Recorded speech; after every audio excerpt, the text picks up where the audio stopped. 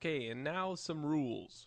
Okay, up until now, we've been playing around with constraints and a little bit of dynamics and a little bit of fields, but it is time to learn some rules.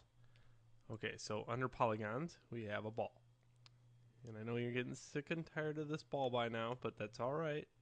You have to learn. Okay, so ball, and you know the drill here. If I go to dynamics, assign it some gravity, and this one I'm going to just go into dynamics and assign a passive rigid body and 500 frames as usual. Okay, hit play, plops to the floor. Okay, now let's just say with another ball I teach you just the basics of animation. Okay,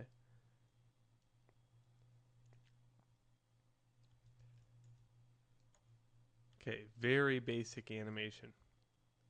Okay, so this is your time slider, and let's just say here I want it to stay.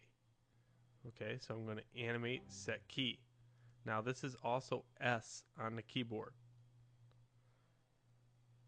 Okay, I'm going to move the time slider to like say 200 and move this ball over here and hit S on the keyboard. So from point A to point B, that's what it does. Now, if I was to say put my frame right here and put this ball like way out here and hit S, I already stated from point A to point B where my ball is going to be. So if I was to diverge all the way over here and then have it come back around, notice how smooth that is. Why?